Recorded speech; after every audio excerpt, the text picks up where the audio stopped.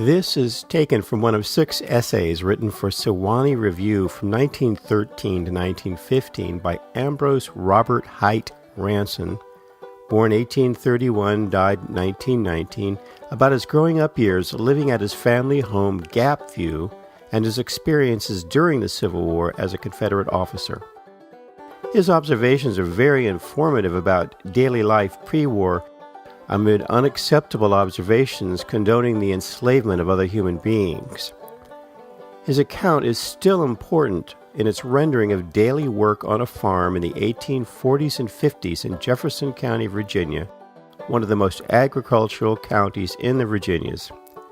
These conditions were substantially different in the northern Shenandoah Valley when compared to the brutal monocultures in the Deep South. Enslavement in Jefferson County, based on writings of those, white and black, who lived here then, was one of diverse work, the pervasive fear of being sold south, pockets of profound cruelty, and the tantalizing nearness of the option of escaping to freedom.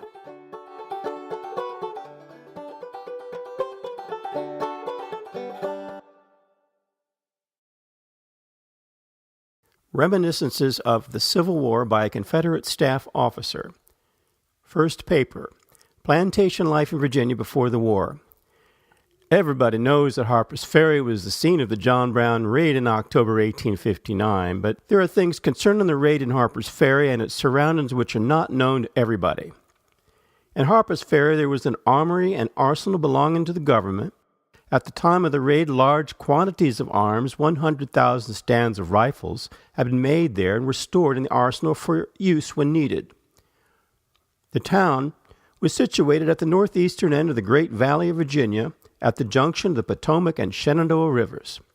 It is supposed that this valley was in the early days of the world a great lake 120 miles long and 14 to 20 miles wide, and that the pressure of waters had broken through the mountain barriers at Harper's Ferry, draining the lake and leaving a fertile valley washed on the south side by the Shenandoah River and on the northeast by the Potomac.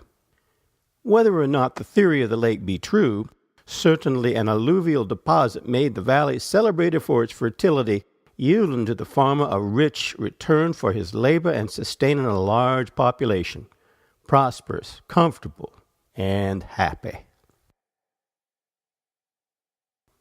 At Shepherdstown, 12 miles above Harper's Ferry on the Potomac, the first boat was propelled by steam. In 1786, Rumsey, the inventor, launched his boat on the waters of the Potomac and attained a speed of 4 or 5 miles an hour against the current.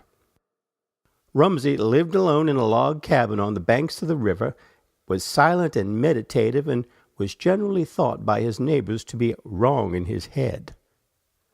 There was a path known as the Rumsey's Walk along the cliff which overhangs the river, where Rumsey walked for hours daily with his hands clasped behind his back, his head bent, evidently thinking out his invention. He was a very poor man, but at least, by the aid of a few friends, he launched his boat with the results above stated. Being told that England was the proper place for his efforts by the further aid of his friends, he went there. But poverty struck to him, and the boat he built at Liverpool was attached by creditors, and his efforts thus ended in failure. After many trials and sufferings, some friends persuaded him to address a meeting of the citizens of Liverpool. So many were his disappointments that he did not suppose a dozen people would be present. What must have been his surprise when on entering the stage he beheld a sea of faces awaiting his words. He arose to address his audience of interested and admiring people packed to the doors, but the task was beyond him. He fell in a fit of apoplexy and died without uttering a word. The northeasternmost end of the Valley of Virginia, embracing the counties of Jefferson, Clark, Frederick, and Berkeley, Jefferson and Berkeley being now part of West Virginia, was settled by families mainly from eastern Virginia, attracted by the fertility of the soil. These people brought with them the manners, habits, and social customs of old Virginia, including the institution of slavery. Up to that time of which I am writing, 1859, I knew of no more refined, cultivated, and hospitable people anywhere. And I have had some knowledge of the people of this and foreign lands. They brought with them the institution of slavery, which, no matter what its faults may have been, gave to the people a phase of social life and immunity from the drudgery of existence, a leisure for the cultivation of mind and manners very favorable to the making of gentlemen and gentlewomen. People opposed to slavery did not believe this because they were simply ignorant of the subject. They said slavery was brutal. Therefore, slave owners were brutal. Bad men are brutal often, and some slave owners were brutal.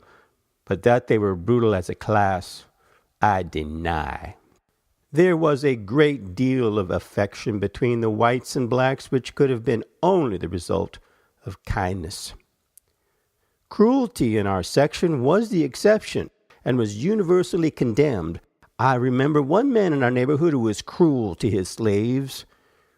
He was not a bad-looking man, was always well-dressed, and his manners were courtly in the extreme. But I have seen that man walk the streets of Charlestown on court days when the streets were crowded without having a friend to speak to him.